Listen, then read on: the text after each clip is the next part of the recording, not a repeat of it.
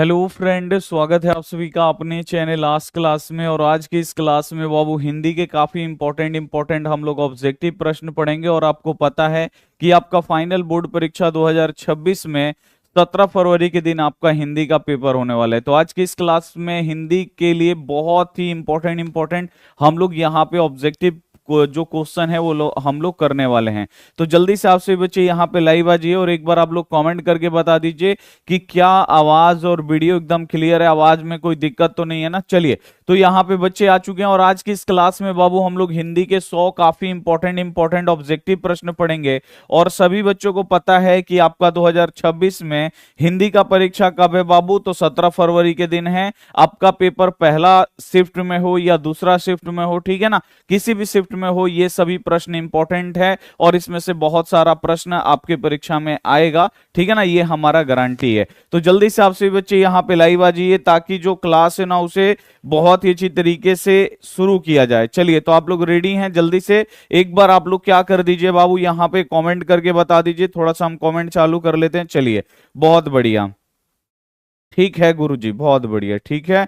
तो चलिए क्लास को हम लोग बाबू शुरू करते हैं और आज हम लोग हिंदी पढ़ेंगे। और शाम को बाबू हम आपको बता देते हैं, शाम को जो हिंदी का बाबू गद्य खंड है उसका चैप्टर 1 से लेके चैप्टर 12 तक का ऑब्जेक्टिव एक ही क्लास में हम खत्म करेंगे। तो शाम में आप लोग 5:30 बजे नहीं जुड़ना भूलिएगा, आज ही, ठीक है ना।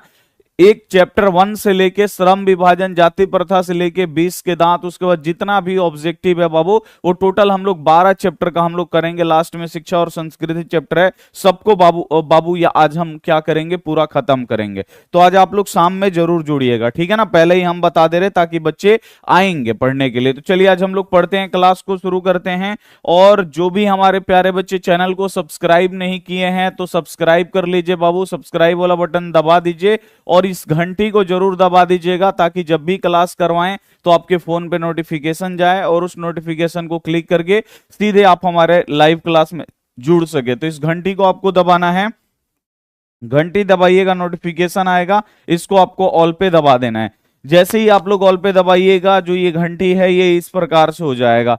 इस प्रकार से चैनल सब्सक्राइब करने का यही फायदा है कि बाबू आप लोग चैनल से प्रॉपर तरीके से जुड़ जाते हैं। जब भी क्लास होगा आपके फोन पे नोटिफिकेशन जाएगा और उस नोटिफिकेशन को क्लिक करके सीधे आप हमारे लाइव क्लास में जुड़ सकते हैं। Good morning, good morning, good morning. चलिए, बहुत ही बढ़िया। चलिए क्लास को हम लोग बाबू यहाँ पे शुरू करते हैं।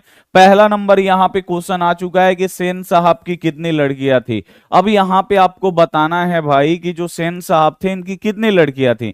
जल्दी से आप लोग कमेंट करके बता दीजिए कि जो सेन साहब थे इनकी कितनी लड़कियां थी, ये आपको बताना है। बहुत बढ़िया, बच्चा बोल रहे लो बाबू सर जी 5 गो, बहुत बढ़िया। कितना? 5 गो। सेन साहब की कितनी लड़कियां थी? तो जो भी बच्चे को नहीं याद है आप लोग याद रखिएगा, सेन साहब की कितनी लड़कियां थी? 5 गो लड़कियां थी। और इन पांचों का नाम भी आपको याद रखना है। इन पांचों का नाम क्या है बाबू? तो इन पांचों का नाम है सीमा, रजनी, आलू, शेफाली, आरती, ठीक है ना। ये आपको याद रखना पड़ेगा। सीमा, रजनी, आलू, शेफाली, आरती, ये सेन साहब की क्या है बाबू? पांचों बेटियां हैं, इसे आप लोग याद रखिएगा, लड़कियां हैं। और सेन साहब का एक लड़का भी है, आपको पता है ना, सेन साहब का एक एक लड़का है और उसका नाम क्या है बाबू? खोखा, ठीक है ना, जिसे कासू बोलते हैं। अगला क्वेश्चन आप लोग देखिए, किसने मदन को एक घूसा रसीद कर दिया। अब यहां पे आपको बताना है कि भाई किसने मदन को एक घूसा रसीद कर दिया। रसीद करना का मतलब मार देना। कौन मदन को एक घूसा मार दिया था? तो आपको याद रखना है खोखा। जब खोखा बोलता है कि मैं भी लट्टू खेलूंगा तो मदन क्या बोलता है कि तुम लट्टू नहीं खेलोगे। इसी बात पे क्या करता है मदन? एक घूसा रसीद करता है, एक घूसा मार देता है। फिर मदन इसको बहुत मारता है, इतना मारता है कि उसका 2 दांत जो है ना टूट जाता है। तो ये भी क्वेश्चन आता है कि खोखा के दांत किसने तोड़े। तो खोखा का दांत कौन तोड़ा था? मदन तोड़ा था, ठीक है ना। अब ये भी क्वेश्चन आता है कि खोखा के कितना दांत मदन तोड़ा था। तो आपको याद रखना है खोखा के 2 गो दांत तोड़ा था। कितना दांत तोड़ा था? 2 गो दांत तोड़ा था, इसे आप लोग याद रखिएगा। नरेगा के अनुसार भाई अभी हिंदी चल रहा है, अभी हिंदी आप लोग पढ़ लो। संस्कृत का बाबू पूरा ऑब्जेक्टिव करवा दिए, तो संस्कृत नहीं करिए, संस्कृत का पूरा 600 ऑब्जेक्टिव प्रश्न करवाए हैं।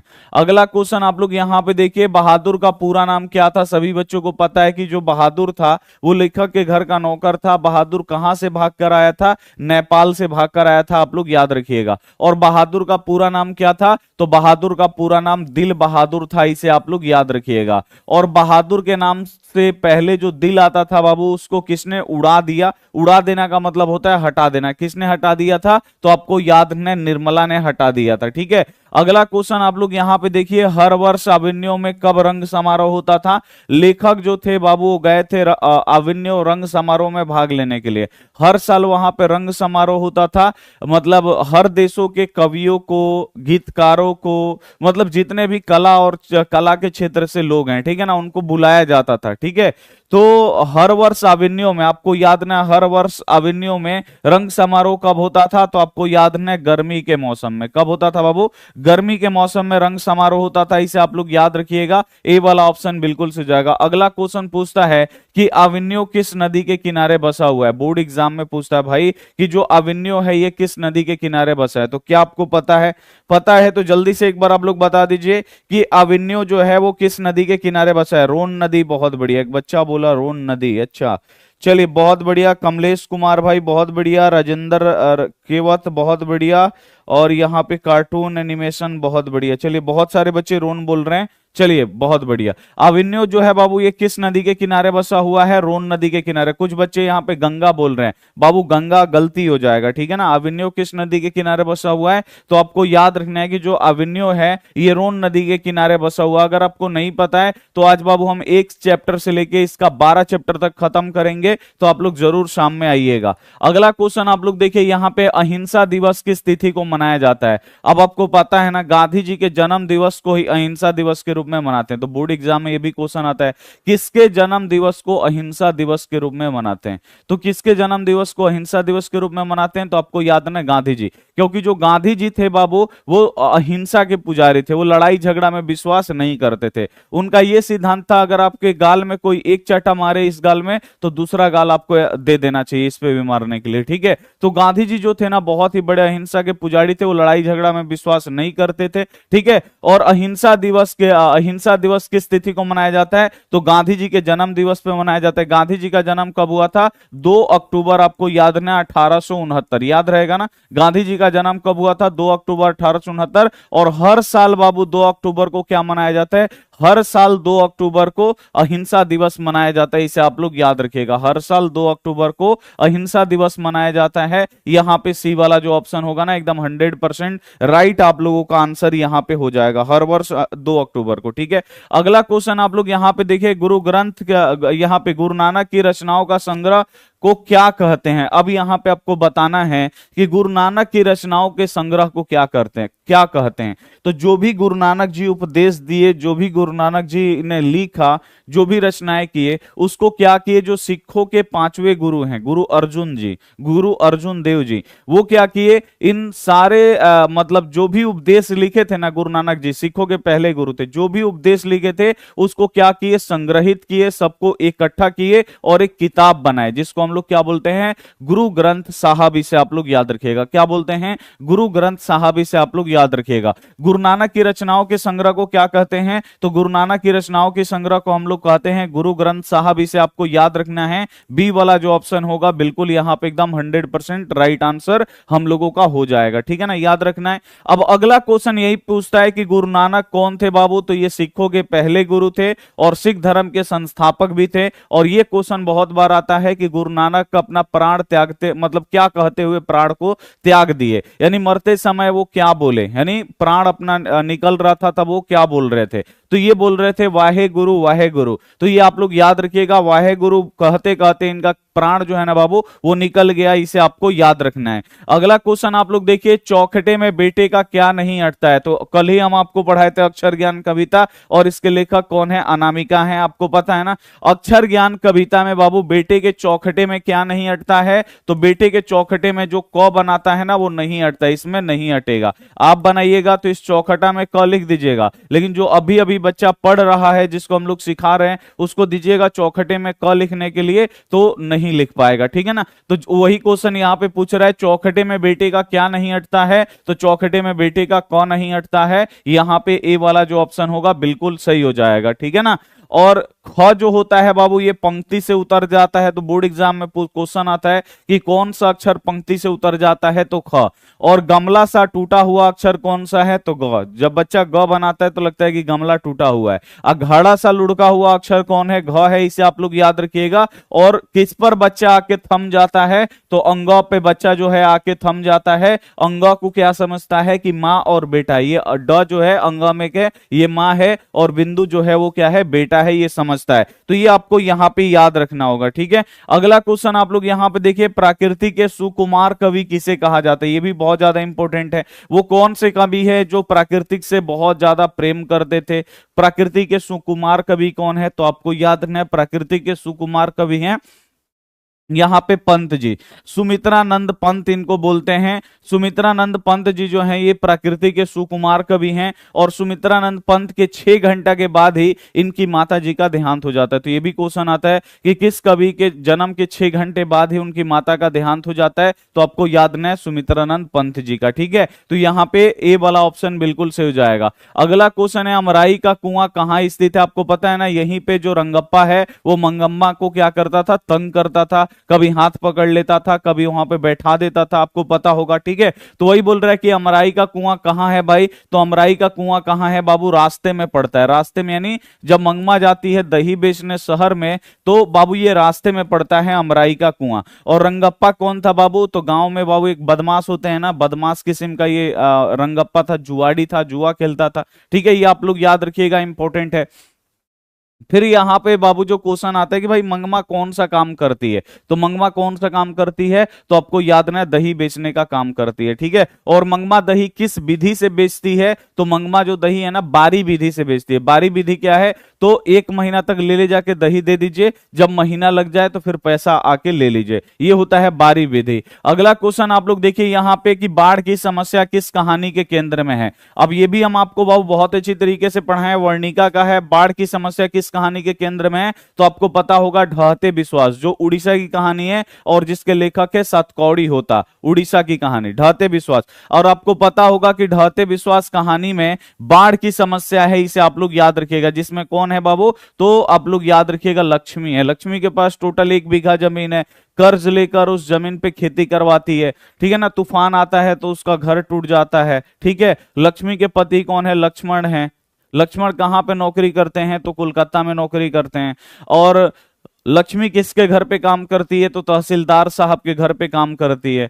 लक्ष्मी का जो घर है वो किस बांध के नीचे है, ये भी क्वेश्चन आता है, तो आप लोग याद रखिएगा देवी नदी के बांध के नीचे। तो ये सारा क्वेश्चन आते रहता है, इसे आप लोग याद रखिएगा। तो जब भी क्वेश्चन आएगा कि बाढ़ की समस्या जो है वो किस कहानी के केंद्र में है, तो बाढ़ की जो समस्या है ये ढहते विश्वास कहानी के केंद्र में है, इसे आपको याद रखना है। अगला क्वेश्चन आप लोग देखिए, चौखटे में बेटे का क्या नहीं अटता है। चलिए यहाँ पे दो बार आ गया है गलती से, तो चौखटे में बेटे का क्या नहीं अटता है, तो चौखटे में बेटे का कौन नहीं अटता है, इसे आप लोग याद रखिएगा। अगला क्वेश्चन आप लोग देखिए, मंगमा क्या कार्य करती है, बहुत ज्यादा इंपॉर्टेंट है भाई, कि जो मंगमा है ये कौन सा काम करती है, तो मंगमा बाबू कौन सा काम करती है, तो आपको याद रखना है मंगमा जो है ये दही बेचने का काम करती है, इसे आप लोग याद रखिएगा। और मंगमा की बहू का नाम क्या है, ये भी बोर्ड एग्जाम में आता है कि मंगमा की बहू जिससे लड़ाई होता है, मंगमा की बहू का नाम क्या है, नजम्मा है, इसे आप लोग याद रखिएगा। और मंगमा का घर कहां का है, मंगमा का घर कहां है,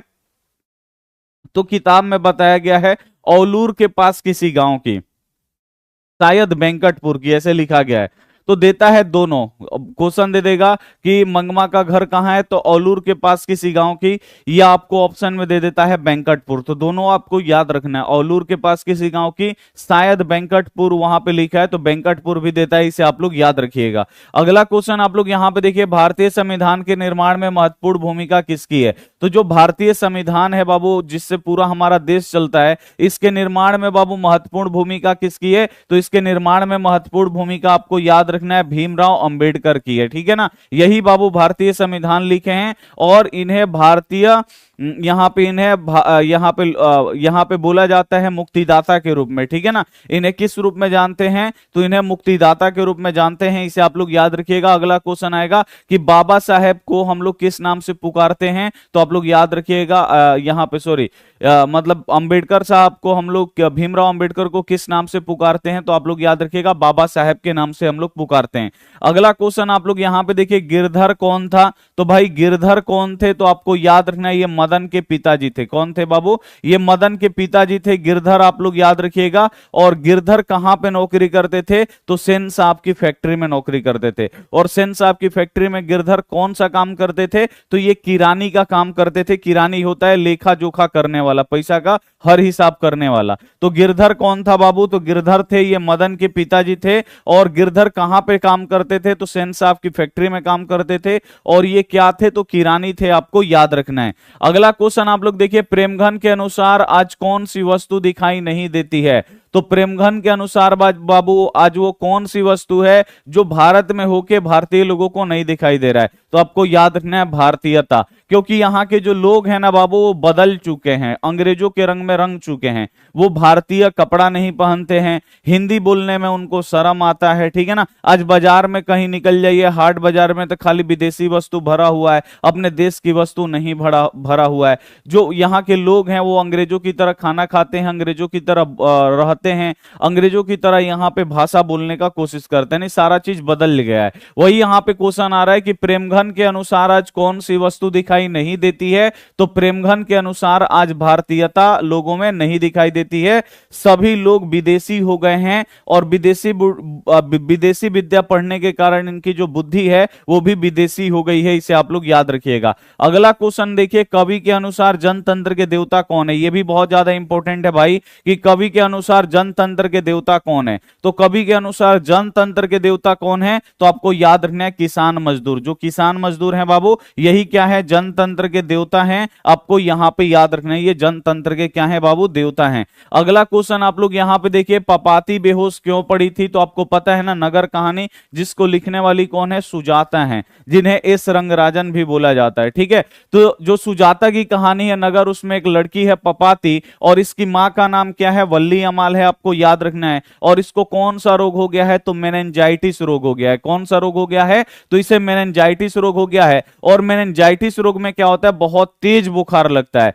और पपाती को भी बहुत तेज बुखार लगा था, और बहुत तेज बुखार लगने के कारण ये बेहोश हो गई थी। और इसको कहां लेटाया गया था, बोर्ड एग्जाम में आता है, तो स्ट्रेचर पे। आप लोग हॉस्पिटल में देखते हैं ना, जिसपे सुता के ऐसे ढकेल के ले जाया जाता है, दौड़ा के, मतलब उसको ढकेल के इसे ले जाया जाता है, चक्कर आता है उसमें चलता है, उसे बोलता है स्ट्रेचर। तो पपाती को कहां लेटाया गया था, स्ट्रेचर पे लेटाया गया था, इसे आप लोग याद रखिएगा। तो यहां पे क्वेश्चन है कि पपाती बेहोश क्यों पड़ी थी, तो आपको याद रखना है तेज बुखार के कारण, क्योंकि मेनिंजाइटिस रोग में तेज बुखार लगता है, बहुत ही ज्यादा एकदम तेज बुखार लगता है, इसे आप लोग याद रखिएगा। अगला क्वेश्चन है कि किसे खोकर ईश्वर अपना अर्थ खो बैठेंगे, यानी जो ईश्वर है, भगवान है, आपको पढ़ाए थे ना, मेरे बिना तुम प्रभु, तो वही यहां पे बोलता है, जो मतलब भक्त है वो अपने प्रभु से प्रार्थना करता है कि यहाँ पे कि अगर मैं ना रहूंगा तो आप क्या करेंगे प्रभु, यही ना कविता था। बहुत इसी तरीके से हम आपको पढ़ाए थे, किसे खोकर ईश्वर अपना अर्थ खो बैठेंगे, तो जब तक इस दुनिया में भक्त है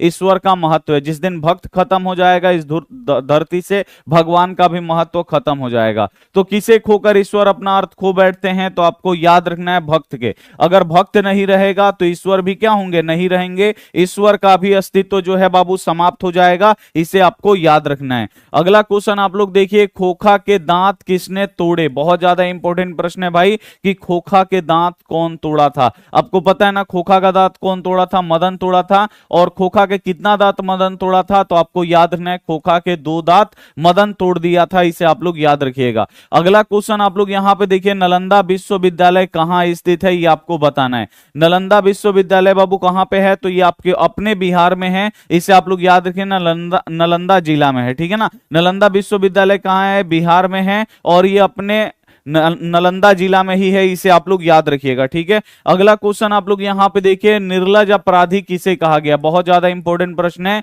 या क्वेश्चन आता है कि कवि ने, यहां पे लेखक ने निर्लज अपराधी किसे कहा है, तो बाबू नाखून को बोला गया। नाखून हम लोग काट लेते हैं, फिर ये जम जाता है, फिर हम लोग काट देते हैं, फिर ये जम जाता है। इसीलिए बोलते हैं निर्लज अपराधी, जिसमें लाज ना हो, ठीक है ना। तो इसे निर्लज अपराधी बोले हैं, इसे आप लोग याद रखिएगा नाखून को। तो जब भी क्वेश्चन आएगा कि निर्लज अपराधी किसे कहा गया है, तो निर्लज अपराधी नाखून को कहा गया है, क्योंकि हम लोग नाखून को काट देते हैं फिर जम जाता है, फिर काट देते हैं फिर जम जाता है, इसीलिए नाखून को क्या बोला गया है, यहां पे निर्लज अपराधी बोला गया है। दूसरा क्वेश्चन यहां पे पूछता है कि नाखून किसका प्रतीक है, तो नाखून बाबू किसका प्रतीक है, तो आप लोग याद रखिएगा ये पशुता की निशानी है, पाश्विक वृत्ति का निशानी है, इसे आप लोग याद रखिएगा। अगला क्वेश्चन आप लोग देखिए, अविन्यो किस नदी के किनारे स्थित है, जल्दी से आप लोग बता दीजिए, क्योंकि ऊपर ही आप लोगों ने यहां पे बताया था कि जो अविन्यो है वो किस नदी के किनारे बसा हुआ है। आप लोग जस्ट अभी ऊपर बताए थे कि जो अविन्यो है वो किस नदी के किनारे बसा हुआ है,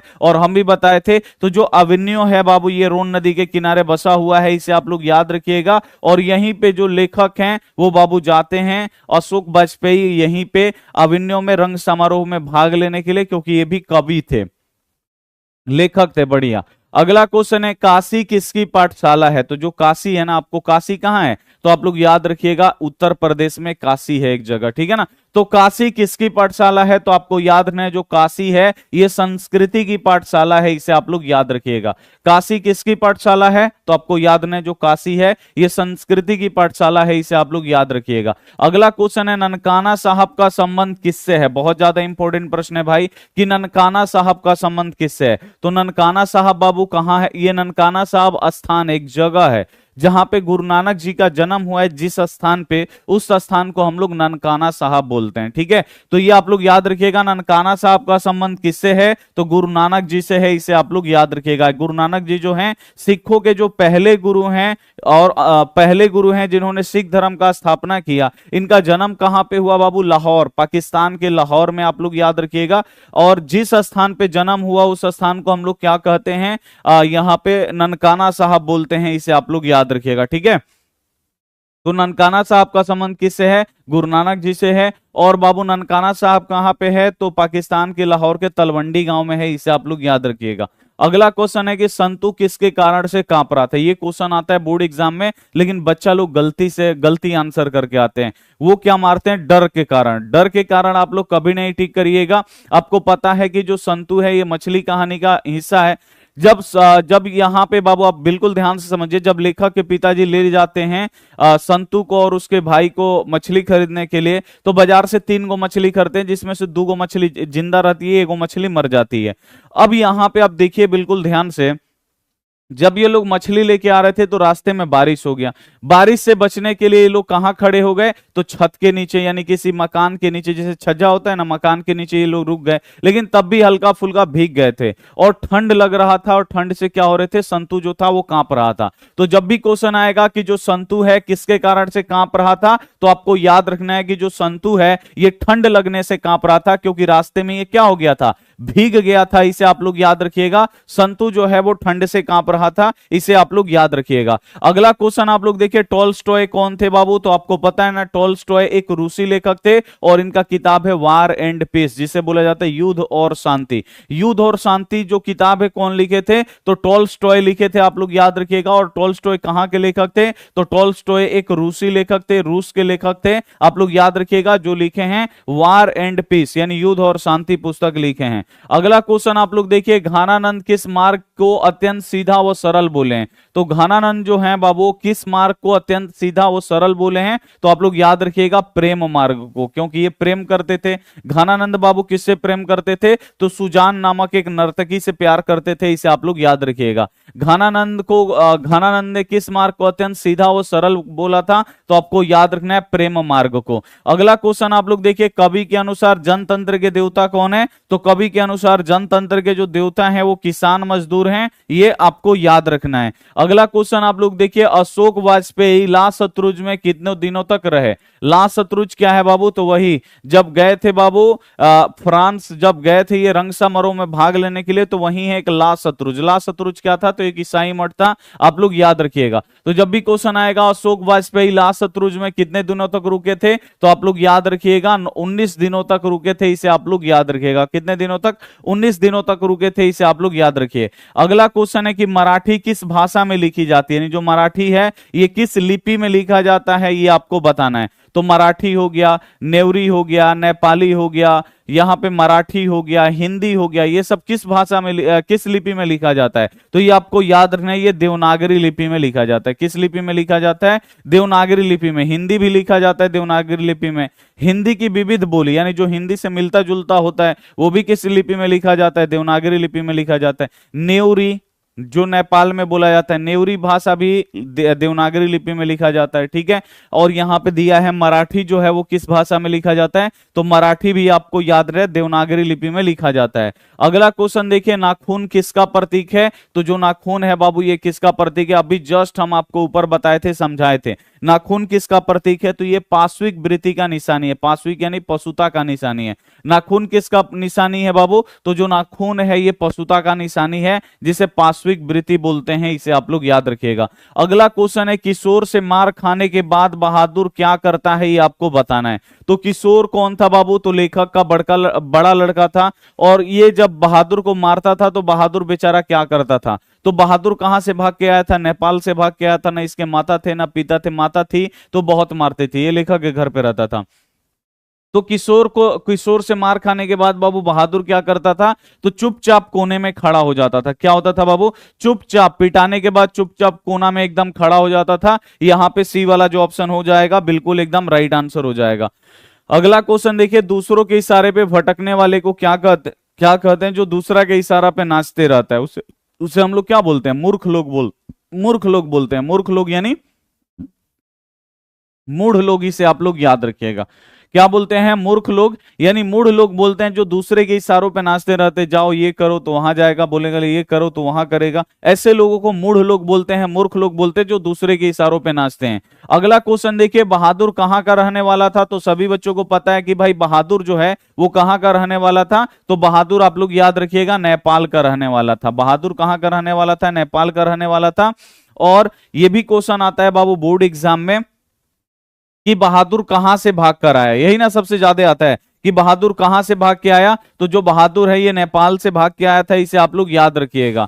अगला क्वेश्चन आप लोग देखिए, पंडित बिरजू महाराज कितने साल के थे तो उनके पिता का देहांत हो गया? यानी पंडित बिरजू महाराज कितना साल के हुए तो उनके पिताजी मर गए। उनके पिताजी किस कारण से मर गए थे? तो बाबू आप लोग याद रखिएगा, उनको लूह लग गया। लूह लगने के बाद बाबू मर गए। और पंडित बिरजू महाराज कितने साल के थे? तो आपको याद रखना है 9.5 साल के थे। कितने साल के थे? 9.5 साल के। ए वाला ऑप्शन यहां पे बिल्कुल से जाएगा। पंडित बिरजू महाराज कितने साल के थे तो उनका पिता का देहांत हो गया? 9.5 साल। से आप लोग याद रखिएगा। अगला क्वेश्चन है, जार शाही कहां थे, यानी कहां के राजा को जार बोला जाता है? तो कहां के राजा को बाबू जार बोला जाता है? तो आपको याद रखना है रूस। रूस के राजा को क्या बोला जाता है? रूस के राजा को जार बोला जाता है। और जारशाही कहां थी? तो जारशाही बाबू आप लोग याद रखिएगा रूस की थी, ठीक है ना। जारशाही का कहां थी? तो रूस में थी, इसे आप लोग याद रखिएगा। अगला क्वेश्चन आप लोग यहां पे देखिए, बिस्मिल्लाह खां और शहनाई के साथ किस मुस्लिम पर्व का नाम जुड़ा हुआ है? तो बिस्मिल्लाह खां और यहां पे बिस्मिल्लाह खां और शहनाई के साथ बाबू किस मुस्लिम पर्व का नाम जुड़ा हुआ है?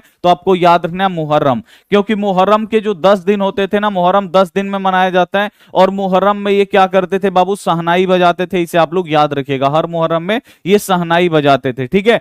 तो बिस्मिल्लाह खां और शहनाई के साथ किस मुस्लिम पर्व का नाम जुड़ा हुआ है? तो मुहर्रम का नाम जुड़ा हुआ है, इसे आप लोग याद रखिएगा। अगला क्वेश्चन है, ला शत्रुज क्या है? ला शत्रुज बाबू क्या था? तो ला शत्रुज एक ईसाई मठ था, इसे आप लोग याद रखिएगा। ला शत्रुज क्या था? तो ला शत्रुज ईसाई मठ था, ये आप लोग याद रखिएगा। ला शत्रुज जो था ये ईसाई मठ था। अगला क्वेश्चन देखिए, सत्य के साथ मेरा प्रयोग किसकी रचना है? बहुत ज्यादा इंपॉर्टेंट प्रश्न है भाई कि सत्य के साथ मेरा प्रयोग किसने लिखा है? तो सत्य के साथ मेरा प्रयोग बाबू किसने लिखा है? तो आपको याद रखना है पंडित जवाहरलाल नेहरू, ठीक है ना। सॉरी, गांधी जी ना।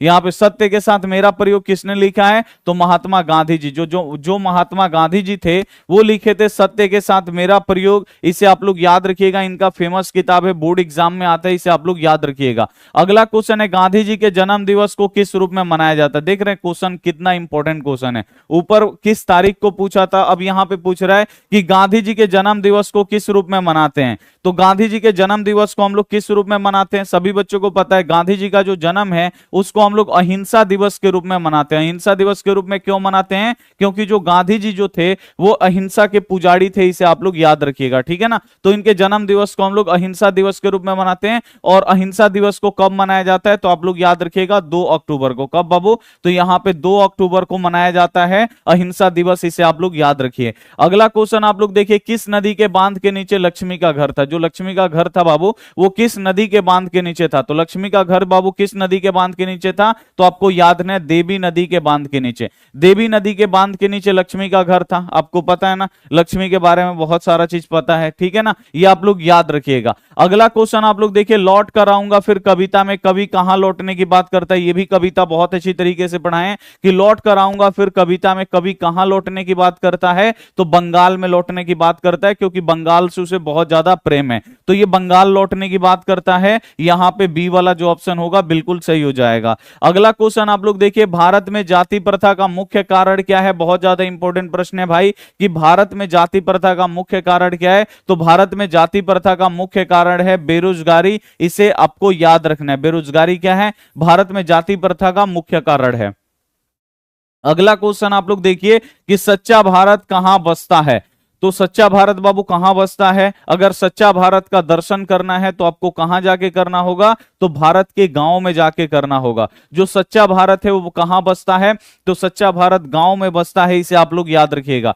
सच्चा भारत कहां बसता है? तो सच्चा भारत गांव में बसता है, इसे आप लोग याद रखिएगा। अगला क्वेश्चन आप लोग देखिए, दारिश क्या है भाई? दारिश, दारिश क्या है यहां पे आपको बताना है। दारिश क्या है? तो दारिश क्या है बाबू? तो सोने का प्राचीन कालीन सिक्का है। दारिश क्या है? तो सोने का एक पुराना सिक्का है, इसे आप लोग याद रखिएगा। और कितने दारिश नामक सोने के सिक्के मिले थे? तो 172 दारिश नामक सोने के सिक्के मिले थे। कहां से? तो बनारस से मिले थे, आप लोग याद रखिएगा। पटरी का खुदाई हो रहा था बिछाने के लिए, तो वहां से मिला था। और किसको मिला था? तो वारेन हेस्टिंग्स, जो उस समय का भारत का गवर्नर जनरल थे, उसे उन्हें मिला था। तो यहां पे क्वेश्चन है कि दारिश क्या है? तो दारिश आपको याद है सोने का सिक्का है, ये सब आपको पता चल गया। चलिए अगला क्वेश्चन पे चलते हैं कि प्राचीन मानव का प्रमुख अस्त्र शस्त्र क्या था? यानी जो पुराने मनुष्य थे उनका प्रमुख अस्त्र शस्त्र क्या था? तो प्राचीन मानव का अस्त्र शस्त्र क्या था? नाखून था, क्योंकि पहले तो हथियार नहीं होता था।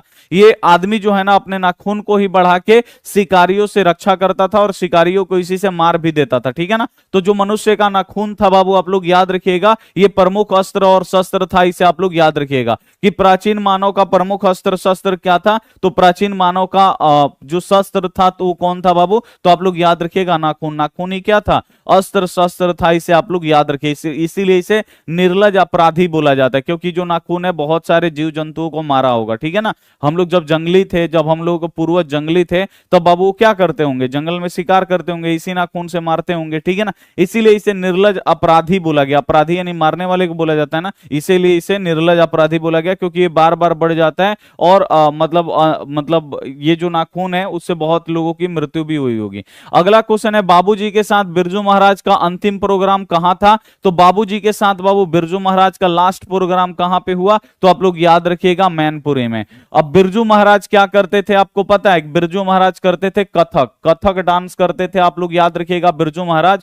और बाबूजी के साथ बिरजू महाराज का अंतिम प्रोग्राम बाबू कहां पे हुआ? तो आप लोग याद रखिएगा मैनपुरी में। उसके बाद इनके बाबूजी को लूह लग जाता है और 9.5 साल के बाद 9.5 साल की उम्र में इनके पिताजी का मृत्यु हो जाता है। जब बिरजू महाराज 9.5 साल के थे तो इनके पिताजी का मृत्यु हो गया। तो बिरजू महाराज और इनके पिताजी डांस करते थे और लास्ट प्रोग्राम इन्होंने कहां पे किया था? मैनपुरी में। अगला क्वेश्चन आप लोग देखिए, गिरधर लाल सेन साहब की फैक्ट्री में क्या था? अब यहां पे पूछा जा रहा है कि भाई जो गिरधर लाल था वो सेन साहब की फैक्ट्री में क्या था? तो गिरधर लाल सेन साहब की फैक्ट्री में क्या काम करते थे? तो किरानी का काम करते थे, इसे आप लोग याद रखिएगा, किरानी थे।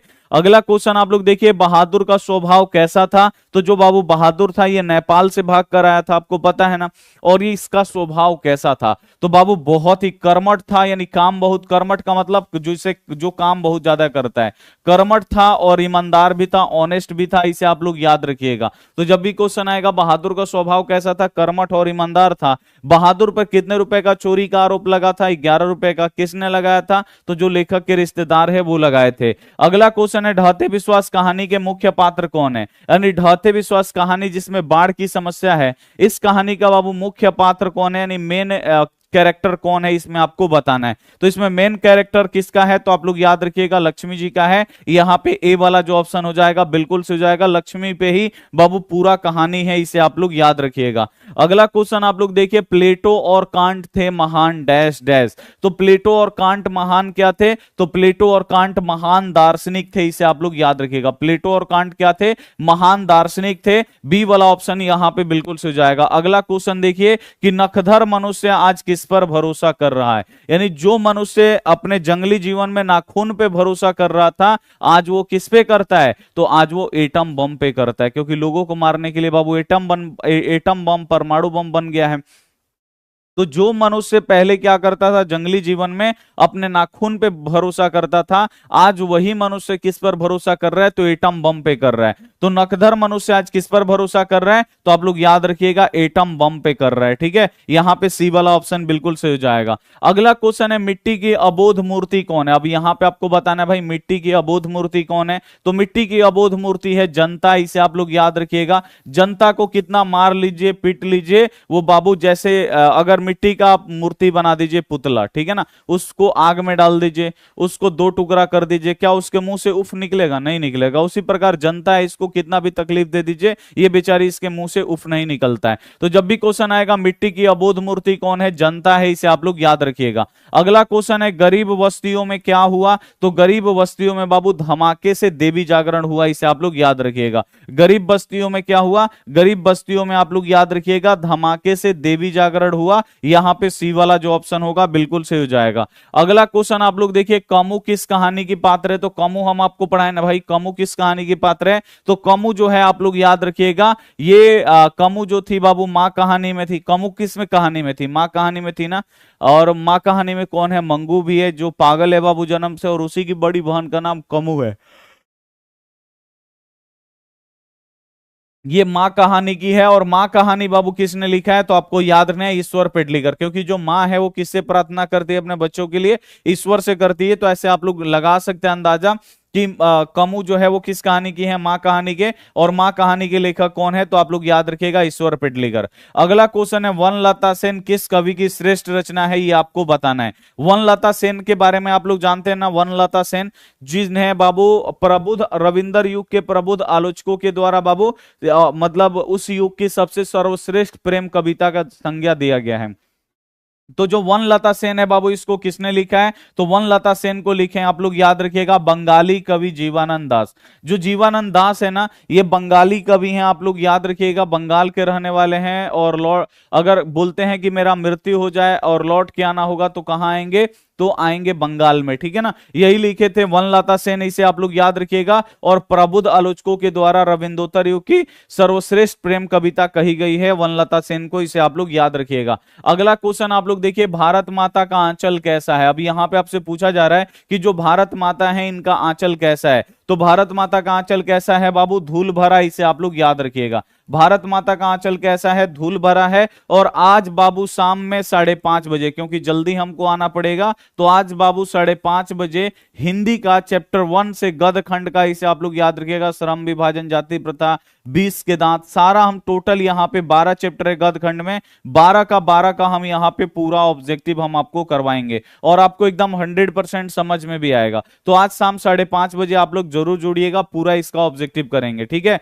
प्रेमघन का जन्म कहां हुआ था, ये आपको बताना है। तो जो कवि प्रेमघन है, इनका जन्म बाबू मिर्जापुर में हुआ था, इसे आप लोग याद रखिएगा। कवि प्रेमघन का जन्म कहां पे हुआ था, मिर्जापुर, और ये कहां है, उत्तर प्रदेश में। अगला क्वेश्चन आप लोग यहां पे देखिए, फटासुर न बख्शे कौन कहता है। अब यहां पे आपको बताना है वो कौन है जो बोलते हैं फटासुर न बख्शे, तो आपको याद है बिस्मिल्लाह खां। बिस्मिल्लाह खां क्या बजाते हैं, सहनाई बजाते हैं, और सहनाई बजाने के लिए बाबू एक अच्छा सा सुर होगा। अगर आपके पास अच्छा सुर होगा तो सहनाई भी बजाइएगा, गीत भी गाइएगा, अच्छा लगेगा। अगर फटा सुर होगा यानी खराब सुर होगा, बजाइएगा, किसी को भी नहीं पसंद पड़ेगा। वही यहां पे बोला जा रहा है, फटा सुर न बख्शे कौन कहते हैं, तो फटा सुर न बख्शे कौन कहते हैं, बिस्मिल्लाह खां कहते हैं। ये आपको याद रखना है, बी वाला ऑप्शन बिल्कुल से जाएगा। रसखान ने माली किसे कहा है। अब यहां पे आपसे क्वेश्चन पूछा जा रहा है कि जो कवि रसखान है वो माली किसे बोलते हैं, तो कवि रसखान बोलते हैं कि प्रेम रूपी बगीचा के प्रेम रूपी बगीचा के जो राधा जी हैं वो क्या है, माली हैं। मालिन है, और जो कृष्ण भगवान है वो क्या है, माली हैं। यानी प्रेम रूपी बगीचा का देखभाल ये लोग करते हैं। तो वही बोला जा रहा है, रसखान ने माली किसे कहा है, तो माली बोले हैं कृष्ण भगवान को, और मालिन किसे बोले हैं, तो आप लोग याद रखिएगा राधा जी को बोले हैं। अगला क्वेश्चन आप लोग यहां पे देखिए, कौन छोटे नख पसंद करते थे, यानी कहां के लोग बाबू एकदम छोटे छोटे नख पसंद करते थे, एकदम छोटा छोटा, तो आप लोग याद रखिएगा दक्षिणात्य। जो दक्षिणात्य थे यानी जो दक्षिण में रहने वाले थे, वो एकदम छोटे छोटे नाखून पसंद करते थे, इसे आप लोग याद रखिएगा। अगला क्वेश्चन है कि मेघदूत का जर्मनी में अनुवाद किसने किया। अब जर्मन में कौन अनुवाद करवाएगा, जो जो जर्मनी का होगा। जर्मनी के कौन थे, आप सभी बच्चों को पता है कि जर्मनी के कौन थे, मैक्स मुलर साहब थे। कौन थे बाबू, मैक्स मुलर थे। इसे आप लोग याद रखिएगा। मैक्स मुलर का जर्मनी में अनुवाद किसने कराया, सॉरी, मेघदूत का जर्मनी में अनुवाद किसने कराया, मैक्स मुलर ने। मैक्स मुलर ने क्यों जर्मनी में करवाया, क्योंकि ये जर्मनी में जर्मन भाषा के थे, और सोचते थे कि जो भी अच्छा किताब है उसको जर्मनी के लोग क्या करें, पढ़े, इसीलिए जर्मन भाषा में वो कन्वर्ट करवाते थे। अगला क्वेश्चन है, किस कवि के रचनाकार जीवानंद दास। अब आपको बताना है कि जीवानंद दास जी इसमें से कौन सा कविता लिखे। आपको पता है ना, जीवानंद दास जी बंगाली के एक मशहूर कवि हैं, ठीक है। और यहाँ पे वही पूछा जा रहा है कि जीवानंद दास जो जो है उनका कवि कौन सा कविता, यहाँ पे क्वेश्चन है किस कविता के रचनाकार जीवानंद दास जी, जीवानंद दास जी कौन सा इसमें से कविता लिखे। सभी बच्चों को पता है, लौट कर आऊंगा फिर लौट कर आऊंगा, फिर किसने लिखा है, जीवानंद दास जी ने। अगला क्वेश्चन देखिए, हिरोशिमा कहाँ है। आपसे पूछा जा रहा है भाई जो हिरोशिमा है ये कहाँ है, तो हिरोशिमा कहाँ है, तो हिरोशिमा जापान में है, इसे आप लोग याद रखिएगा। और हिरोशिमा पर ही क्या किया था, अमेरिका परमाणु बम गिराया था, इसे आप लोग याद रखिएगा, ठीक है ना। हिरोशिमा पर ही, जो जापान का हिरोशिमा शहर है, वहीं पे परमाणु बम गिराया गया था। और ये भी क्वेश्चन आता है कि उगते सूरज का देश किसे कहते हैं, तो उगते सूरज का देश यानी सबसे पहले किस देश में बाबू सूर्य का किरण पड़ता है, तो आप लोग याद रखिएगा जापान में। अगला क्वेश्चन आप लोग देखिए यहां पे कि भारतीय, यहां पे क्या है बाबू, यहां पे भारतीय है। भारतीय किस भाषा को पसंद करते हैं ये आपको बताना है। तो जो भारतीय लोग हैं ये किस भाषा को पसंद करते हैं, तो ये अंग्रेजों की तरह खाना पसंद कर रहे हैं, अंग्रेजों की तरह बोलना पसंद कर रहे हैं। अंग्रेज कौन सा भाषा बोलते थे, अंग्रेजी। अंग्रेजों की तरह कपड़ा पहनना पसंद करते हैं, ठीक है ना। अपना रहन सहन सारा अंग्रेजों की तरह कर लिए हैं। तो भारतीय किस भाषा को पसंद करते हैं, तो भारतीय अंग्रेजी भाषा को पसंद करते हैं। हिंदी बोलने में भारतीय लोगों को शर्म आ रहा है, भारतीय लोग अंग्रेजी बोल रहे हैं, इसे आप लोग याद रखिएगा। अगला क्वेश्चन है, किसे प्रेम का पीर कवि कहा जाता है। बहुत ज्यादा इंपॉर्टेंट प्रश्न है कि प्रेम का पीर कवि कौन है, तो आपको याद रखना है घनानंद। जो घनानंद जो है ना, ये प्रेम के पीर कवि हैं, आप लोग याद रखिएगा। और ये मोहम्मद शाह रंगीला के मीर मुंशी थे, इसे आप लोग याद रखिएगा। और घनानंद का वध किसने किया, तो नादिर शाह के सैनिकों ने किया, इसे आप लोग याद रखिएगा। अगला क्वेश्चन है, रसखान को किसने शिक्षा दिया। तो रसखान जो थे बाबू दिल्ली में पठान वंश में उत्पन्न हुए थे। और दिल्ली से जब पठान वंश का बाबू हार हुआ तो रसखान भाग के कहां चले आए बाबू, आपको याद रखना है मथुरा चले आए। और यहां पे बाबू रसखान को किसने शिक्षा दिया, तो आपको याद रखना है गोस्वामी विठलनाथ, ठीक है ना। गोस्वामी विठलनाथ ने दिया, तो यहां पे खाली विठलनाथ लिखा है, तो विठलनाथ पे हम लोग यहां पे क्या करेंगे, टिक करेंगे। गोस्वामी विठलनाथ ने दिया था इन्हें, दिया था, क्या दिया था बाबू इन्हें, गोस्वामी विठलनाथ ने इन्हें शिक्षा दिया था। अगला क्वेश्चन है, मछली किस किस वर्ग की कहानी है। बहुत ज्यादा इंपॉर्टेंट प्रश्न है कि जो मछली है ये किस वर्ग की कहानी है। तो मछली किस वर्ग की कहानी है, तो नाम आपको याद है, निम्न मध्यम वर्ग, ठीक है ना। यह खाली आपको मध्यम वर्ग देता है या यहां पे देता है निम्न मध्यम वर्ग की, तो इसे आप लोग याद रखिएगा। मछली किस वर्ग की कहानी है, तो निम्न मध्यम वर्ग की कहानी है। भारत माता कहां निवास करती हैं, जो भारत माता है बाबू वो कहां रहती हैं, तो भारत माता आपको याद रखना है गांव में रहती हैं। कहां रहती हैं, गांव में निवास करती हैं। भारत माता ग्राम वासिनी है, यानी गांव में निवास करती हैं। अगला क्वेश्चन है, बेतमा कहां है, तो बेतमा बाबू एक दान पत्र है, पुराना दान पत्र। और बेतमा दान पत्र कब का है, 1020 ईस्वी का है। और ये कहां है, तो आपको याद रखना है इंदौर के पास है। बेतमा कहां है, तो ये इंदौर के पास है। ए वाला ऑप्शन बिल्कुल सही हो जाएगा। अगला क्वेश्चन है कि गुरु नानक का जन्म कहां हुआ था। बहुत ज्यादा इंपॉर्टेंट प्रश्न है भाई कि गुरु नानक का जन्म कहां हुआ था। तो गुरु नानक का जन्म बाबू कहां पे हुआ था, तो आपको याद रखना है ननकाना साहब में। इनके जन्म स्थान को क्या बोला जाता है, ननकाना साहब। इनके गांव का नाम क्या है, तलबंडी है। और कौन सा जिला, लाहौर। लाहौर जिला कहां पड़ता है, पाकिस्तान पाकिस्तान में, इसे आप लोग याद रखिएगा, ठीक है। तो गुरु नानक जी का जन्म कहां पे हुआ था? ननकाना साहब में। इनके जन्म स्थान को ही ननकाना साहब बोला जाता है। अगला क्वेश्चन है, बहादुर का बाप कहां मारा गया, यानी जो बहादुर के पिताजी थे वो कहां मारे गए थे? तो बहादुर के पिताजी बाबू कहां मारे गए थे? तो बहादुर के पिताजी युद्ध में मारे गए थे, इसे आप लोग याद रखिएगा। कहां मारे गए थे? युद्ध में मारे गए थे। ए वाला ऑप्शन बिल्कुल सही हो जाएगा। अगला क्वेश्चन आप लोग यहां पे देखिए, तमिल मलयालम तेलुगु भाषाएं हैं। अब यहां पे आपको बताना है तमिल मलयालम तेलुगु ये सब कहां की भाषा है? तो आप लोग याद रखिएगा south Indian. South Indian movie आप लोग देखते हैं ना, दक्षिण भारत की जो मूवी है वहां के लोग क्या बोलते हैं? तेलुगु मलयालम, यहाँ पे तेलुगु मलयालम कन्नड़ ये सब भाषा बोला जाता है। अगर उनके भाषा में आप फिल्म देखिएगा आपको नहीं समझ में आएगा, उसको डब किया जाता है, उसको हिंदी में किया जाता है, तब हम लोग देखते हैं। तो तमिल मलयालम तेलुगु ये कहाँ की भाषा है? तो ये दक्षिण भारत की भाषा है, इसे आप लोग याद रखिएगा। अगला क्वेश्चन है, रसखान दिल्ली से कहां चले गए? तो रसखान जो है बाबू ये दिल्ली से कहां चले गए? तो रसखान पठान राजवंश में उत्पन्न हुए थे। दिल्ली में जब पठान का शासन था तो वहां पे थे। जब उनका हार हो गया तो ये कहां चले आए? ब्रजभूमि में आ गए और कृष्ण की भक्ति करने लगे। यहां पे बी वाला जो ऑप्शन होगा बिल्कुल सही हो जाएगा। जो रसखान थे बाबू ये किनके भक्त थे? तो रसखान जो थे भगवान कृष्ण के भक्त थे, आपको याद रखना है। अगला क्वेश्चन देखिए, परिग्रह में कौन सा उपसर्ग है? तो जो उपसर्ग होता है बाबू ये आगे लगता है बहुत ही इजी है, अभी आपको उपसर्ग भी पढ़ाना बहुत ज्यादा जरूरी है। तो देखिए जो उपसर्ग है ना बाबू, यहां पे उपसर्ग जो है शब्द से पहले लगता है। यहां पे लिखा क्या है? परिग्रह, ठीक है ना, यहां पे परिग्रह लिखा है। तो देखिए उपसर्ग आगे लगता है तो पीछे से एगो ऐसा शब्द निकालिए जिसका अर्थ हो। तो यहां पे अगर हम एगो छोड़ के, क्योंकि उपसर्ग आगे होता है, एगो छोड़ के अगर यहां पे हम तीन गो से बनाएंगे, रिग्रह, रिग्रह अगर बनाएंगे तो क्या इसका अर्थ निकल रहा है? नहीं निकल रहा है। अब मान लीजिए हम इसको भी छोड़ दिए, इतना छोड़ दिए, परी छोड़ दिए, अब दो गो से यहां पे तीन गो से तो बन नहीं रहा है, रिग्रह हो रहा है, ये कोई भी शब्द नहीं होता है। यहां पे देखिए अगर दो गो लेंगे यहां पे पीछे से तो ये बन जाएगा ग्रह।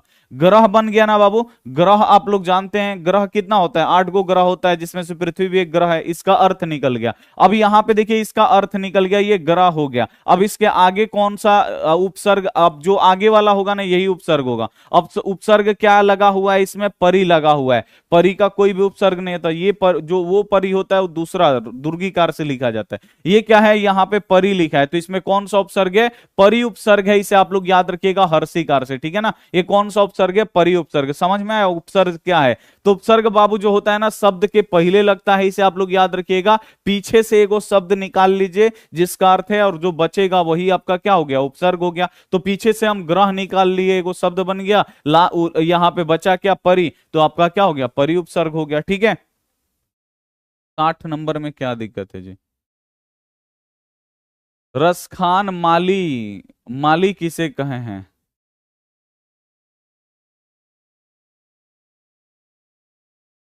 60 में क्या दिक्कत है भाई? 61 नंबर गलत है सर। अच्छा, बड़े बड़े नाखून कौन पसंद, एक सेकंड एक सेकंड एक सेकंड, बड़े बड़े नाक कौन पसंद करते हैं? तो आप लोग याद रखिएगा दक्षिणात्य। जो दक्षिणात्य थे ये बड़े बड़े नाखून पसंद करते थे, और छोटे छोटे नाखून कौन पसंद करते थे? तो आपको याद है गौड़ देश के लोग, ठीक है। चलिए अगला क्वेश्चन पे हम लोग चलेंगे। अगला क्वेश्चन आप लोग देखिए, भारत माता की आंखें झुकी हुई हैं। भारत माता की आंखें क्यों झुकी हुई है? तो भारत माता की जो आंखें हैं वो आपको याद है चिंता से झुकी हुई है। भारत माता की आंखें किससे झुकी हुई हैं? चिंता से झुकी हुई है, इसे आप लोग याद रखिएगा। अभिमान में कौन सा उपसर्ग है? यहां भी आपको उपसर्ग बताना है। उपसर्ग क्या होता है बाबू? शब्द के पहले लगता है। लिखा क्या है बाबू? यहां पे अभिमान लिखा है, इसे आप लोग याद रखिएगा। अगर हम एगो अक्षर छोड़ते हैं तीन गो लेते हैं तो ये हो जाएगा भीमान। भीमान, भीमान कोई शब्द सुने हैं आज तक? नहीं सुने हैं, तो तीन गो पे नहीं होगा, दो गो छोड़ते हैं यहां पे ये होगा मान। मान जान आप लोग जानते हैं ना, मान आप लोग नाम सुने होंगे, मान जान ये सब आप जानते होंगे, तो ये एक शब्द निकल गया मान। अब बचा क्या बाबू? यहां पे आगे अभी, तो इसमें कौन सा उपसर्ग है? तो यहां पे अभी उपसर्ग है। तो यहां पे अभी कहां लिखा है? डी वाला पे लिखा है यहां पे अभी, तो इसमें कौन सा उपसर्ग है? तो अभी उपसर्ग है, तो यहां पे डी वाला ऑप्शन बिल्कुल सही हो जाएगा, ठीक है। चलिए अगला क्वेश्चन है, दूर से कौन ललकारता है? तो अभी हम आपको पढ़ाएंगे एक वृक्ष की हत्या। एक वृक्ष की हत्या में बाबू एक वृक्ष है जो हमेशा लेखक के घर के दरवाजे पे रहता है। जब भी लेखक आते हैं तो दूर से ललकारता है कौन? जैसे चौकीदार लोग चौकीदार बोलते हैं ना, टाइट हो गए, जो दरवाजा पे रहते हैं चौकीदार, जो घर की देख रेख करते हैं, या हॉल हॉल का आप लोग जाते होंगे तो वहां पे गेट वोट या एटीएम के सामने गेट पे रहते हैं चौकीदार, जिसे बोला जाता है, जिसे गार्ड भी बोला जाता है। अब ठीक है, तो दूर से कौन ललकारता है, तो आप लोग याद रखिएगा वृक्ष। जो वृक्ष था ना घर के लेखक के दरवाजे पे था, तो लेखक वृक्ष को चौकीदार बोलते थे, और जब जब भी लेखक घर जाते थे तो उनको लगता था कि वृक्ष जो है दूर से ललकार रहा है कि आप कौन है, लेखक दूर से ललकारता है कि आप कौन है। अगला क्वेश्चन है, कवि ने बूढ़ा चौकीदार यहाँ पे कवि को बूढ़ा चौकीदार वृक्ष हमेशा कहाँ मिलता था, तो कवि को बूढ़ा चौकीदार वृक्ष, यानी जो वृक्ष था ना उसे बूढ़ा चौकीदार बोलते थे, कवि को बूढ़ा चौकीदार वृक्ष हमेशा कहाँ मिलता था, तो घर के दरवाजे पे, क्योंकि ये घर के दरवाजे पे हमेशा तैनात रहता था, वहीं पे था, घर के दरवाजे पे ही जो वृक्ष था वो था। ठीक है ना, तो कवि को बूढ़ा चौकीदार वृक्ष हमेशा कहाँ मिलता था, घर के दरवाजे पे। भगवान का अस्तित्व समाप्त हो सकता है, भगवान का अस्तित्व कब समाप्त होगा, तो जब यहाँ पे भक्त नहीं रहेंगे, जब भक्त खत्म हो जाएंगे तो भगवान का भी अस्तित्व जो है ना वो समाप्त हो जाएगा, इसे आप लोग याद रखिएगा। अगला क्वेश्चन है, हिरोशिमा पाठ में नगर के चौक पे निकलने वाला सूरज क्या है, तो आपको पता है ना हिरोशिमा बम पे क्या गिरा, हिरोशिमा पर क्या गिराया गया है, परमाणु बम। परमाणु बम गिराया गया था नगर के चौक पे, तो वहां से एक नया सूरज निकला था, इतना ना तेज वहां से रोशनी था कि लोग उस रोशनी से भाप बन के बाबू उड़ गए। जब हिरोशिमा पे परमाणु बम गिराया गया था तो एक दिन में 3 से 4 लाख लोग मरे थे। अब जान लीजिए 3 से 4 लाख लोग कितना होते हैं। हिरोशिमा पाट के नगर के चौक पे निकलने वाला सूरज क्या था, तो निकलने वाला सूरज था परमाणु बम, क्योंकि परमाणु बम गिरा, बहुत तेज रोशनी निकला और वहां का टेम्परेचर बहुत ज्यादा बढ़ जाता है और लोग जो है भाप बन के उड़ गए। अगला क्वेश्चन देखिए, उर्वशी किनकी कृति है, तो आप लोग याद रखिएगा उर्वशी जो है ये दिनकर जी की कृति है, इसे आप लोग याद रखिएगा। अगला क्वेश्चन देखिए, स्वर्णबेलगोला स्थान का संबंध किससे है, तो स्वर्णबेलगोला जो मतलब स्थान है ना, इसका संबंध किससे है, तो आप लोग याद रखिएगा जैन धर्म का ये तीर्थ स्थल है। और स्वर्णबेलगोला कहां है, तो आपको याद रखना है कर्नाटक में। अगला क्वेश्चन है, भाईचारे का दूसरा नाम कौन सा है, तो भाईचारे का दूसरा नाम लोकतंत्र है, इसे आप लोग याद रखिएगा, भाईचारे का दूसरा नाम क्या है, लोकतंत्र है। अगला क्वेश्चन देखिए, खोखा किस कहानी का पात्र है बाबू, खोखा किस कहानी में है, तो आपको पता है ना खोखा जो है ये 20 के दांत कहानी में। अगला क्वेश्चन है, बहादुर तुमको अपनी मां की याद आती है, इसे किसने पूछा, तो बहादुर तुमको अपनी मां की याद आती है ऐसा कौन पूछा था, तो आपको याद रखना है निर्मला ने पूछा था। किसने पूछा था, निर्मला ने पूछा था, इसे आप लोग याद रखिएगा। निर्मला कौन थी, तो लेखक की पत्नी थी। अगला क्वेश्चन आप लोग देखिए, भारत की सबसे प्राचीनतम भाषा कौन सी है, तो भारत की बाबू सबसे पुरानी भाषा कौन सी है, तो भारत की सबसे पुरानी भाषा है संस्कृत। जो संस्कृत है ये सभी भाषाओं की अग्रजा है, सभी भाषाएं इसी से बनी हुई है, इसे आप लोग याद रखिएगा। और भारत की सबसे पुरानी सबसे प्राचीनतम भाषा कौन सी है, संस्कृत है। अगला क्वेश्चन आप लोग देखिए, बुद्ध एंड हिज धम्मा के लेखक कौन है, तो बुद्ध एंड हिज धम्मा इसके लेखक कौन है बाबू, तो आपको याद है भीमराव अंबेडकर जी। जो भीमराव अंबेडकर जी ने लिखे थे Buddha and his Dhamma, Buddhism एवं कम्युनिज्म, ये सब लिखे आप लोग याद रखिएगा।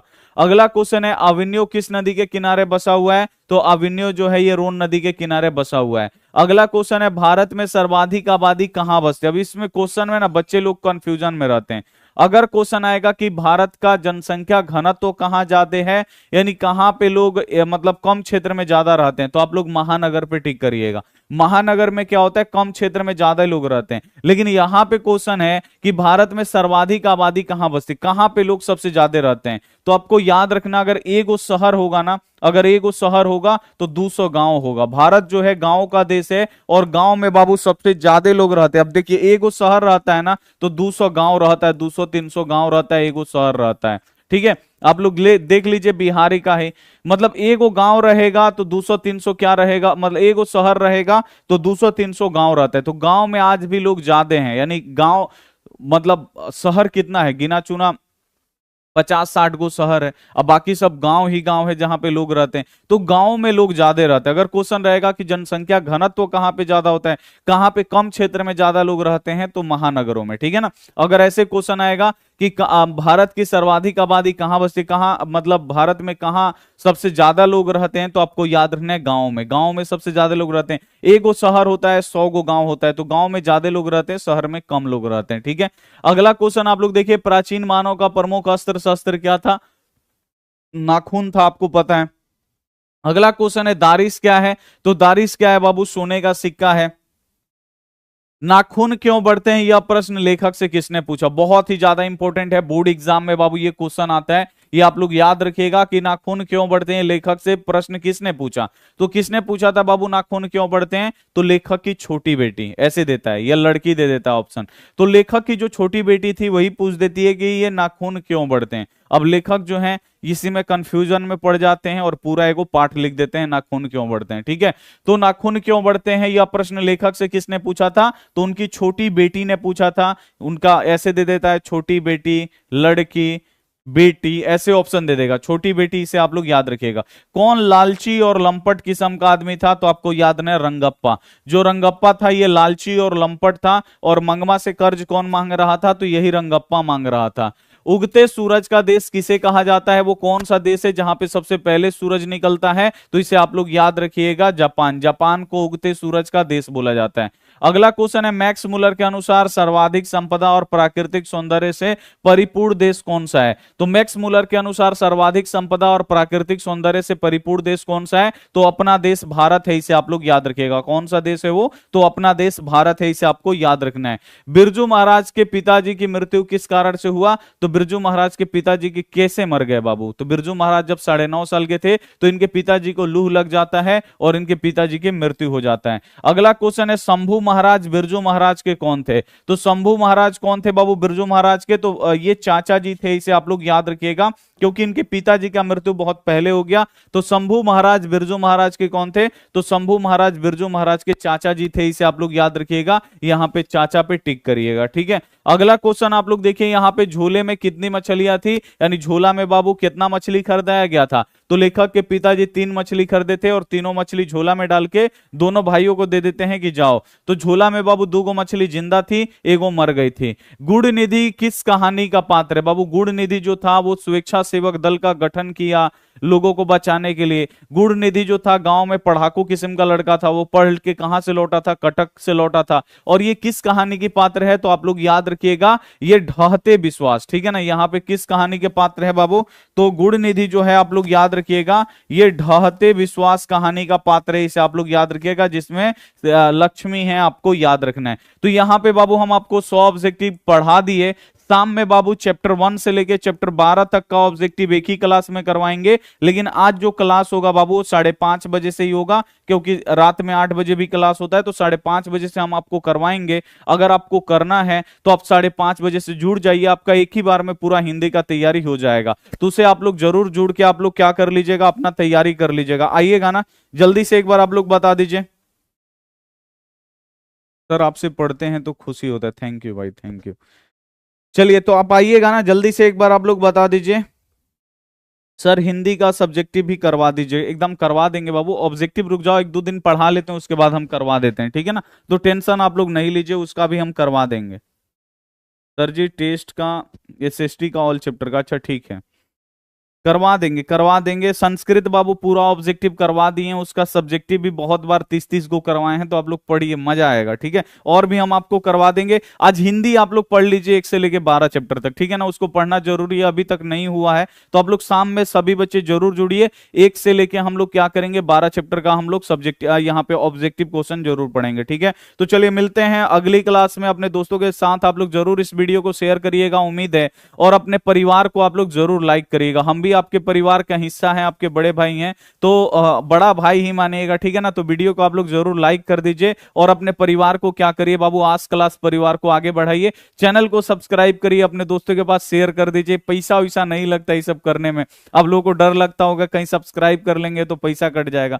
नहीं कटता है भाई, यहाँ पे उसमें पैसा थोड़ी लगता है। चैनल को सब्सक्राइब कर दीजिए, वीडियो को लाइक करिए, ऐसे तीर का निशान बना रहता है, देखिए शेयर नहीं करने आता ना, तो इसे तीर का निशान बन रहता है वीडियो को, इसको दाबिएगा तो व्हाट्सएप आएगा, व्हाट्सएप खोल दीजिए, और जहां जौना दोस्त को भेजना है वीडियो उसको भेज दीजिए, जो पढ़ने वाला होगा उसी को आपको भेजना है, ठीक है। चलिए तो हम आपसे मिलते हैं अगली क्लास में, तब तक अपना ध्यान रखिए, मन लगा के बाबू पढ़ाई करिए, और टेक केयर एंड बाय, ठीक है ना, टेक केयर एंड बाय। मिले 1 बजे भी क्लास होगा, अब ये नहीं कि 1 बजे नहीं होगा, 1 बजे भी क्लास होगा, ठीक है।